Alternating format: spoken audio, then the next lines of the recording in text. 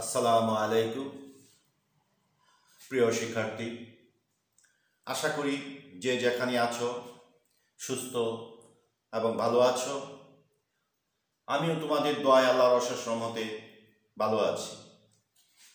আমি মোহাম্মদ মুখলেসউদ্দিন, সিনিয়র শিক্ষক, নান্দিয়া সাঙ্গন আদর্শ দাখিল মাদ্রাসা, শ্রীপুর, গাজীপুর অনলাইন ক্লাসের পক্ষ থেকে সকলকে স্বাগত। প্রিয় শিক্ষার্থী, তোমরা জানো নান্দিয়া সাঙ্গন আদর্শ দাখিল মাদ্রাসা অনলাইন ভিত্তিক ক্লাস পরিচালিত হয়ে আসছে বছরের শুরু থেকেই। সেই ধারাবাহিকতায় আজকে আমি অষ্টম শ্রেণীর বাংলাদেশ ও বিশ্ব পরিচয় পত্র থেকে আলোচনা করব। আজকে আমরা বাংলাদেশের সামাজিক সমস্যা নিয়ে কথা বলবো। তো শিক্ষার্থীবৃন্দ, তোমরা যে যেখানেই আছো আমার সাথে বই খাতা কলম নিয়ে যুক্ত হও এবং ক্লাসটি মনোযোগ সহকারে শোনো এবং দেখো। তো বাংলাদেশের সামাজিক সমস্যা এই অধ্যায় নিয়ে আমরা আজকে কথা বলবো। সামাজিক সমস্যার তোমরা জানো সমাজ এবং সামাজিক সমস্যা ঘনিষ্ঠভাবে সম্পর্কযুক্ত। পৃথিবীর সৃষ্টির শুরু থেকে আজকে পর্যন্ত কিংবা অদূর ভবিষ্যতেও এই সমস্যা থাকবে। সমাজ যেখানে রয়েছে সমস্যা সেখানে থাকবে। এখন এই যে সমাজ এবং সামাজিক সমস্যা একে অপরের সাথে ঘনিষ্ঠভাবে সম্পর্কযুক্ত, এখন এই সমাজকে সুন্দরভাবে গড়ে তুলতে হলে এই সমস্যা থেকে আমাদের মুক্তি পেতে হবে। তো সামাজিক সমস্যা বলতে আমরা বুঝি সমাজে সৃষ্ট এরকম একটি অস্বাভাবিক পরিস্থিতি যা মানুষ গ্রহণ করতে চায় না, যা মানুষের জীবনে দুর্বিষহ জীবন নেমে আসে। এরকম একটা পরিস্থিতি থেকে উত্তরণের জন্য সকলকে একযোগে আমাদের কাজ করতে হয়। তো বাংলাদেশে বহুবিধ সামাজিক সমস্যা রয়েছে, তার মধ্যে কিশোর অপরাধ ও মাদকাসক্তি অন্যতম দুটি সমস্যা। তো আজকে আমরা কিশোর অপরাধ নিয়ে আলোচনা করব। তো সমস্যা বলতে আমরা সাধারণভাবে বুঝি সমাজ যে জিনিসটি গ্রহণ করে না, সমাজের কাঙ্ক্ষিত যে জিনিস হয় না, কিংবা সমাজে যে জিনিস আমরা আশা করি না, এরকম পরিস্থিতি তৈরি হওয়াটাই সামাজিক সমস্যা। আইন বহির্ভূত, নিয়ম বহির্ভূত, রাষ্ট্র বিরোধী যে কার্যকলাপ সংঘটিত হয় সেগুলি সামাজিক সমস্যা। আর কিশোর অপরাধ বলতে আমরা বুঝি অপ্রাপ্ত বয়স্ক ছেলে মেয়েদের দ্বারা যে অপরাধ সংঘটিত হয় তাই হল কিশোর অপরাধ। যাদের বয়স বিভিন্ন রাষ্ট্র বিভিন্নভাবে এই কিশোরদের বয়স নির্ধারণ করে রেখেছেন। তো আমরা জাতিসংঘ শিশু অধিকার কনভেনশন অনুযায়ী 18 বছরের নিচে যে শিশু কিশোর রয়েছে তাদেরকে আমরা কিশোর অপরাধী বলি। তো বাংলাদেশ, ভারতে 7 থেকে 16 বছর বয়সী শিশু কিশোররা যে অপরাধ করে তাদেরকে কিশোর অপরাধী বলা হয়। আর 7 থেকে 18 বছর বয়সে পাকিস্তানে যে শিশু কিশোররা অপরাধ করে থাকে তাদেরকে কিশোর অপরাধী বলা হয়। 14 থেকে 20 বছর বয়সী ছেলেমেয়েরা যে অপরাধ সংঘটিত করে থাকে তাদেরকে কিশোর অপরাধ বলা হয় জাপানি। বিভিন্ন দেশের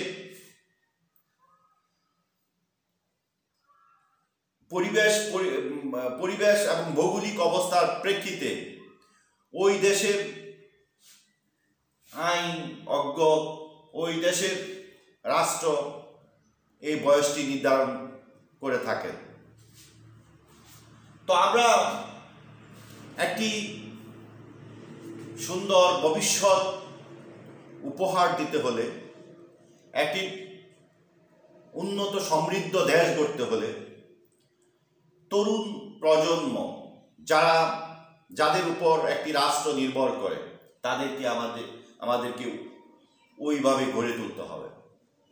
এখন বাংলাদেশে যে কিশোরীরা যে অপরাধ করে 16 বছর বয়স, 7 থেকে 16 বছর বয়সের মধ্যে, তাদেরকে আমরা কিশোর অপরাধ হিসাবে চিহ্নিত করেছি। তো এই কিশোর অপরাধ বিভিন্ন রকমের হয়ে থাকে, যেমন স্কুল পালানো ছেলে মেয়েদের, শিক্ষার্থীদের, পরিবারের সদস্যদের পকেট থেকে টাকা নিয়ে আসা, পরীক্ষা হলে নকল করা, রাস্তাঘাটে ছেলে মেয়েদেরকে উদ্ধত করা, গাড়ি ভাঙচুর, পকেটমার, রেল স্টেশনে বিনা টিকিটে রেলে বিনা টিকিটে ভ্রমণ করা, বিভিন্ন রকমের সমস্যা রয়েছে। এই সমস্যাগুলি কিশোরীরা করে থাকে। তারপরে এসিড নিক্ষেপ, মারপিট করা, বোমাবাজি করা, এই সবগুলি কিশোর অপরাধী এরা করে থাকে। তো আমরা এই কিশোর অপরাধের অনেক কারণ রয়েছে, আমরা আজকে কিছু কারণ নিয়ে এখন কথা বলবো। তো এই কিশোর অপরাধ সংঘটিত হয় যে কারণগুলি আমরা নির্ধারণ করেছি। দরিদ্র ছেলে মেয়েদেরকে অপরাধের দিকে ঠেলে দেয়। একটি পরিবারের অর্থনৈতিক সমস্যা যদি থাকে, পরিবারে আর্থিক সমস্যার কারণে, অর্থনৈতিক অসচ্ছলতার কারণে খাদ্য, বস্ত্র, বাসস্থান, শিক্ষা, চিকিৎসা ক্ষেত্রে যখন তারা বঞ্চিত হয়, কিংবা তাদের ছেলে মেয়েদের বিভিন্ন রকমের আবদার থাকে, তাদের বিভিন্ন রকমের চাহিদা থাকে, সেই চাহিদাগুলি যদি পরিবার পূরণ করতে না পারে, দারিদ্রতার কারণে যদি তাদের সেই মনের যে আকাঙ্ক্ষা সেটা যদি পূরণ না হয়, তাহলে ছেলেমেয়েরা অপরাধী হয়ে ওঠে। তাহলে আমাদেরকে এই যে এই দরিদ্রের হাত থেকে প্রত্যেকটি পরিবারকে রক্ষা করতে হবে। এই দরিদ্র দূরীকরণের সকল রকমের ব্যবস্থা যদি আমরা করতে পারি, তাহলে এই কিশোর অপরাধ অনেকটা কমে আনা যাবে। তাহলে আমরা প্রথমে বুঝতেছি যে অবশ্যই এই দারিদ্রতা কিশোরদের অপরাধের অন্যতম প্রধান কারণ। আমরা 2 নম্বরে যদি বলি, সুস্থ পারিবারিক জীবন। একটা সুশৃঙ্খল পরিবার ছেলে মেয়েদেরকে সুশৃঙ্খল হতে সাহায্য করে। পিতামাতার উপর নির্ভর করে তার ছেলে মেয়েদের ভবিষ্যৎ। পিতামাতা যদি তার পরিবার সুন্দর সুস্থ রাখতে পারে, তাহলে ছেলে মেয়েরা ওই সুন্দর সুস্থভাবেই বড় হবে। পিতামাতার মধ্যে যদি ঝগড়া, বিবাদ, বিভিন্ন রকমের কলহ লেগে থাকে, তাহলে তারা কিন্তু তাদের এই সন্তানদেরকে সঠিক পথে রাখতে ব্যর্থ হয়। ফলে পারিবারিক যে অশান্তি, সেই অশান্তি থেকে ছেলেমেয়েরা বিভিন্ন রকমের অপরাধ জগতে ঢুকে পড়ে। তো এই পারিবারিক যে সমস্যাগুলি রয়েছে, পিতামাতার যে অবহেলা যদি থাকে ছেলেমেয়েদের উপর, তাহলে কিন্তু তারা অভিমানী, কিংবা ছেলেমেয়েরা অনেক সময় তারা বিপদের সম্মুখীন হয়ে পড়ে। তারপর অতিরিক্ত যদি আবার পারিবারিক অর্থের বেশি ছড়াছড়ি থাকে, সেখানেও কিন্তু ছেলে মেয়েদেরকে নিয়ন্ত্রণ করা কঠিন হয়ে পড়ে। তাহলে অবশ্যই আমাদেরকে এই সুস্থ পারিবারিক জীবন ব্যবস্থা গড়ে তুলতে হবে। সুষ্ঠু সামাজিক পরিবেশ। পরিবেশ হলো অন্যতম একটি মাধ্যম মানব সম্পদ উন্নয়নের জন্য। এই সুষ্ঠু পরিবেশ যদি না থাকে তাহলে কিন্তু সেই সমাজ কিছুতেই উন্নতি করা সম্ভব হবে না। একটি ছেলে মেয়েদেরকে বড় করে তোলার জন্য, তার সুন্দর ভবিষ্যৎ গড়ে তোলার জন্য তার যে পরিবেশ রয়েছে চারপাশে, সেই পরিবেশটা অবশ্যই কি থাকতে হবে? সুষ্ঠু থাকতে হবে, সুশৃঙ্খল থাকতে হবে। সেখানে যদি বিশৃঙ্খল পরিবেশ থাকে তাহলে সে কিন্তু ওই বিশৃঙ্খল জীবন যাপনে অভ্যস্ত হবে এবং সে এগুলির মাধ্যমেই সে সামনে এগিয়ে যাবে। তাই আমাদেরকে অবশ্যই সুষ্ঠু পরিবেশের ব্যবস্থা করতে হবে এবং সুষ্ঠু পরিবেশ বজায় রাখার জন্য সচেষ্ট থাকতে হবে সমাজ এবং রাষ্ট্রকে। যদি এই সুষ্ঠু পরিবেশের ব্যবস্থা আমরা না করতে পারি তাহলেই এই কিশোর অপরাধ সংঘটিত হবে। চিত্ত বিনোদনের অভাব। প্রতিটা মানুষের মনের যে আবেগ, মনের যে অনুভূতি, এই জিনিসটি রয়েছে। ছেলেমেয়েরাও তাদেরও একটি মনের আবেগ অনুভূতি কাজ করে। এখন এই সঠিক সুন্দর সুষ্ঠু চিত্ত বিনোদনের অভাব দেখা দিলে তাহলে কিশোর অপরাধ বেড়ে যাবে। খেলাধুলা, বিভিন্ন রকমের দেশাত্মবোধক গান, সাংস্কৃতিক অনুষ্ঠান, মনের চাহিদা মেটানোর জন্য যেগুলি সমাজ স্বীকৃত, সেই ব্যবস্থা আমাদের করতে হবে। সঠিক চিত্ত বিনোদনের ব্যবস্থা আমাদের করতে হবে। এই সঠিক চিত্ত বিনোদনের অভাব দেখা দেওয়ার কারণে বর্তমানে কিশোর অপরাধের প্রবণতা দিন দিন বেড়ে যাচ্ছে। তারপরে রয়েছে নৈতিক শিক্ষা। প্রতিটি ধর্মেই নৈতিক শিক্ষার কথা বলা রয়েছে। আমাদের ইসলাম ধর্মে কুরআন সুন্নাহ অনুযায়ী যে একটি মানুষ জীবন যাপন করতে পারে তাহলে সে অবশ্যই সুন্দর স্বাভাবিক জীবন নিয়ে বড় হবে। ইসলাম নৈতিকতার শিক্ষা দেয়।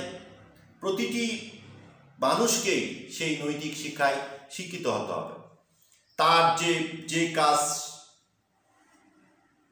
ধর্মে নিষিদ্ধ, আমরা যদি সেই কাজ বর্জন করতে পারি, ছেলেমেয়েদেরকে ওই শিক্ষা দিতে পারি যে কাজটি সমাজ রাষ্ট্র বিরোধী, সেই কাজ থেকে ছেলেমেয়েদেরকে এই শিক্ষার মাধ্যমে, নৈতিক শিক্ষার মাধ্যমে ফিরিয়ে আনতে পারি, তাহলেই কিন্তু এই কিশোর অপরাধ থেকে ছেলেমেয়েদেরকে রক্ষা করা যাবে।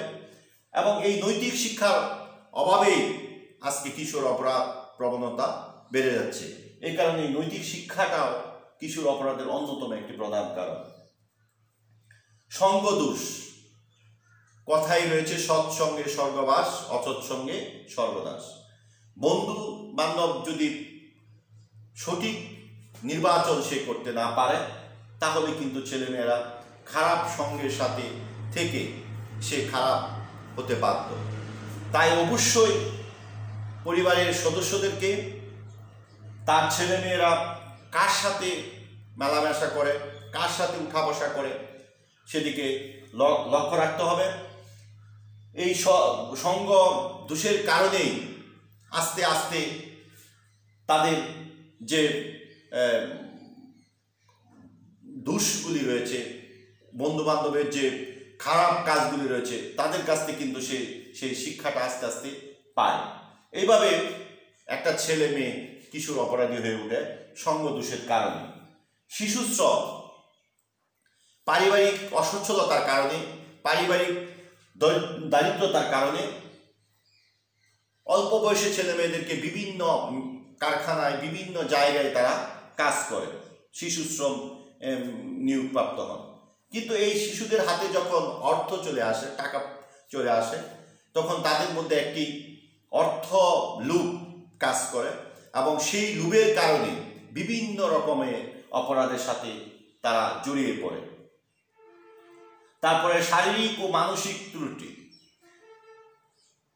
একটি ছেলে মেয়ে অনেক সময় দেখা গেল জন্মের সময় শারীরিকভাবে প্রতিবন্ধী হয়ে থাকে, মানসিকভাবে সে পরিপূর্ণ মানসিক বিকাশ নিয়ে সে বড় হতে পারে না। ফলে তার মধ্যে একটা হীনমালিন্যতা, তার মধ্যে একটা মানসিক দুর্বলতা কাজ করে এবং সেই থেকে সে নিজেকে একটি অন্য জগতের মানুষ হিসাবে নিজেকে ভাবতে থাকে এবং বিভিন্ন রকমের অপরাধের সাথে সে জড়িয়ে পড়ে। পিতামাতার কর্মস্থল পরিবর্তন, চাকরির সুবাদে, ব্যবসার সমস্যার কারণে বিভিন্ন সময় পরিবার এক জায়গা থেকে আরেক জায়গায় স্থানান্তরিত হয়। ফলে ছেলেমেয়েরা পরিবারের সাথে যেতে বাধ্য হয়। এই কর্মস্থলে পরিবর্তনের ফলে ওইখানে ওই জায়গায় নতুন পরিবেশ, নতুন বন্ধুবান্ধব নির্বাচন করতে গিয়ে অনেক সময় ভুল নির্বাচন হয়। বন্ধুবান্ধব কিংবা পরিবেশ সঠিক তার মনের মতো হয় না, ফলে তারা বিভিন্ন রকমের অপরাধের সাথে জড়িয়ে পড়ে। তারপরে শহরায়ন, আধুনিক এই সভ্যতায় শহরায়ন দিন দিন বৃদ্ধি পাচ্ছে। শহরায়নের ফলে বস্তি বাড়ছে। বস্তির যে পরিবেশ, সেই পরিবেশে ছেলেমেয়েরা, খারাপ বন্ধুবান্ধব, বস্তির সামাজিক অবস্থা, সেই থেকে কিশোর কিশোরীরা অপরাধী হয়ে উঠছে। ইন্টারনেটের অপব্যবহার, আধুনিক এই ইন্টারনেটের যুগে, আধুনিক যে সভ্যতা, ইন্টারনেট, মোবাইল, এই ইন্টারনেটের অপব্যবহারের ফলে ছেলেমেয়েরা ব্যাপক হারে কিশোর অপরাধের দিকে ঝুঁকে যাচ্ছে। ইন্টারনেটের যে সঠিক ব্যবহার, সেই সঠিক ব্যবহারটি তাদের মাঝে ছড়িয়ে দিতে হবে, সঠিক ব্যবহার সম্পর্কে তাদের ধারণা দিতে হবে এবং অপব্যবহার যাতে না করতে পারে। মোবাইলে অশ্লীল ছবি কিংবা মোবাইলের বিভিন্ন রকমের সমাজে যে জিনিসগুলি খারাপ রয়েছে, সেই খারাপ জিনিসগুলো থেকে নিজেদেরকে, ছেলেমেয়েদেরকে রক্ষা করার জন্য এই ইন্টারনেট যাতে অপব্যবহার না করতে পারে, সেই ইন্টারনেটের খারাপ সাইটগুলি যদি আমরা বন্ধ করে দেওয়ার ব্যবস্থা করতে পারি এবং তারা যেন শিক্ষামূলক কাজে শুধু ইন্টারনেট ব্যবহার করতে পারে সেই সুযোগ করে দিতে পারি এবং খারাপ দিকগুলি বাতিল করে দিতে পারি, তাহলে কিন্তু এর সঠিক ব্যবহার হবে এবং এর অপব্যবহার হবে না। কিশোর অপরাধ অনেকটা কমানো সম্ভব হবে। আর যদি আমরা এটা অপব্যবহার করার সুযোগ আরও করে দিই, তাহলে কিন্তু কিশোর অপরাধ দিন দিন আরও বেড়ে যাবে। তো শিক্ষার্থী বৃন্দ, আজকে একটি খুবই গুরুত্বপূর্ণ একটি ক্লাস, কারণ এই কিশোর অপরাধ, এই কিশোর কিশোরী, এই তোমাদের বয়সের ছেলেমেয়েরা যদি সঠিক ধারণা তোমাদের মাঝে থাকে, এই কাজ করলে তোমরা অপরাধ জগতে ঢুকে পড়তে পারো। তোমাদের জীবনের যে মূল্যবান জীবন রয়েছে, তোমাদের যে উদ্দেশ্য রয়েছে, সেই উদ্দেশ্য কিন্তু ব্যর্থ হবে। আর যদি সঠিকভাবে তোমরা এই সম্পর্কে, কিছু অপরাধ সম্পর্কে তোমাদের মাঝে ধারণা থাকে, পরিবার, সমাজ ও দেশের সকলের যদি দায়িত্ব সঠিকভাবে যার যার জায়গা থেকে সঠিকভাবে দায়িত্ব পালন করা হয়, তাহলে আমাদের ভবিষ্যৎ নাগরিকরা সুন্দর সুষ্ঠু জীবনযাপন করতে পারবে এবং একটি সমৃদ্ধ দেশ গঠনে সহযোগিতা করতে পারবে। আমরা আদর্শ নাগরিক গড়ে তুলতে হলে অবশ্যই শিক্ষার্থী শুধু না, এই বয়সে, এই কিশোর বয়সে তাদেরকে সঠিক দিক নির্দেশনা, সঠিক পথে পরিচালনা করার জন্য যা যা করা দরকার আমাদের সকলকেই তা একযোগে করতে হবে। কারণ সামাজিক সমস্যা মাঝে একটি রাষ্ট্র কখনই সামনের দিকে এগোতে পারবে না।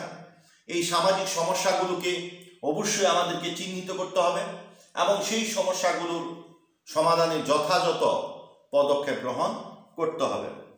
তো আজকে আমরা কি জানলাম, যে অপরাধ বলতে আমরা কি বুঝি? অপরাধ বলতে সমাজ ও রাষ্ট্র বিরোধী যে কোনো কার্যকলাপকে আমরা অপরাধ হিসাবে জানি, বলতে পারি। আর কিশোর অপরাধ হলো একটি নির্দিষ্ট বয়স সীমার মধ্যে কিশোর কিশোরীরা যে অপরাধ সংগঠিত করে, রাষ্ট্র এবং আইন বিরোধী কাজ করে, তাকে কিশোর অপরাধ বলে। বিভিন্ন রাষ্ট্রে বিভিন্ন রকমের এই কিশোর অপরাধের বয়সসীমা নির্ধারণ রয়েছে। যেমন বাংলাদেশে 7 থেকে 18 বছরের নিচে ছেলে মেয়েদেরকে কিশোর যদি অপরাধ সংগঠিত করে তাদেরকে আমরা কিশোর অপরাধী হিসাবে জানি। পাকিস্তানে বয়সসীমা 7 থেকে বাংলাদেশে 7 থেকে 16 বছর বয়সে 7 থেকে 16 বছর বয়সের সীমার মধ্যে যে অপরাধ সংগঠিত হয় সেটা হলো কিশোর অপরাধ বাংলাদেশের ক্ষেত্রে, ভারতের ক্ষেত্রে।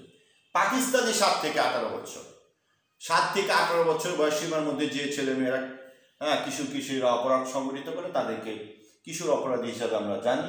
এবং জাপানে হল 14 থেকে 20। আর জাতিসংঘের শিশু অধিকার কনভেনশন অনুযায়ী 18 বছরের নিচে যে কোনো শিশু কিশোর যদি অপরাধ করে তাহলে আমরা তাদেরকে কিশোর অপরাধী হিসাবে জানি। এই ছিল কিশোর অপরাধের যে মূল মেসেজ। আর কারণগুলি তো আমরা একে একে বিশ্লেষণ করলাম। তোমরা এই অধ্যায়ে তোমাদের পাঠ্য বইয়ে এই বিষয়ে বিস্তারিত বর্ণনা দেওয়া আছে। ওই বইটিও তোমরা একটু ভালো করে বাড়িতে পড়বে মনোযোগ সহকারে। এবং এই আমার যে কিছু বিশ্লেষণ রয়েছে সংক্ষিপ্ত আকারে যা আলোচনা করেছি সেগুলিও তোমরা আমাদের এই নাঙ্গিয়া আসামি আদর্শ দাখিল মাদ্রাসা অনলাইন যে ক্লাসগুলি হচ্ছে, ফেসবুক পেজ, ইউটিউব চ্যানেল, এগুলিতে তোমরা সার্চ দিলেই এই ক্লাসগুলি দেখতে পাবে। হ্যাঁ, যদি কোনো সমস্যা থাকে তোমরা এই ক্লাসগুলি দেখে সেই সমস্যার সমাধানের বোঝার চেষ্টা করবে। এবং আমাদের এই ক্লাসগুলি নিয়মিত দেখার জন্য সকল গার্জিয়ানের প্রতি বিনীতভাবে অনুরোধ জানাচ্ছি, আপনারা আপনাদের শিক্ষার্থীদের যে মূল্যবান সময়টা নষ্ট হচ্ছে সেই সময়টা যেন নষ্ট না হয় সেদিকে একটু লক্ষ্য রাখেন। তাহলে আপনাদের ছেলে মেয়েদের ভবিষ্যৎ উজ্জ্বল হবে। ক্লাস আমরা অনলাইনে যে ক্লাসগুলি নিচ্ছি আপনারা যদি সেই শিক্ষার্থীদের কাছে পৌঁছে না দিতে পারেন, সেই ব্যবস্থা যদি আপনারা করে না দিতে পারেন এবং তারা এই ক্লাসগুলি দেখছে কি না সেদিকে আপনারা যদি লক্ষ্য না রাখেন তাহলে কিন্তু আমাদের এই প্রচেষ্টা ব্যর্থ হবে। আমরা প্রথম থেকে চেষ্টা চালাচ্ছি করোনা কালে যেন কিছুটা হলেও শিক্ষার্থীদের শিক্ষা কার্যক্রম পরিচালনা করতে পারি। আমাদের যে ক্লাসগুলি অনলাইনে যে ক্লাসগুলি পরিচালিত হয়েছে প্রত্যেকটি ক্লাসেই ধারাবাহিকভাবে ইউটিউব চ্যানেল নাঙ্গিয়া আসামি আদর্শ দাখিল মাদ্রাসা ইউটিউব চ্যানেল, নাঙ্গিয়া আসামি আদর্শ দাখিল মাদ্রাসা ফেসবুক পেজ দেওয়া রয়েছে। যে কোনো শিক্ষার্থী ইচ্ছা করলে পুরাতন ক্লাস নতুন ক্লাস সব ক্লাসেই তারা দেখার সুযোগ পাবে। এই সুবিধাটা যদি একজন শিক্ষার্থী নিতে পারে আমি আশা করি অবশ্যই তার শিক্ষা যে ঘাটতি রয়েছে অনেকটা পুষে যাবে। তো প্রিয় শিক্ষার্থীবৃন্দ, আগামী ক্লাসের অগ্রিম আমন্ত্রণ জানিয়ে আজকের মতো এখানেই আমি শেষ করছি আমার আজকের এই ক্লাস। ধন্যবাদ। আসসালামু আলাইকুম।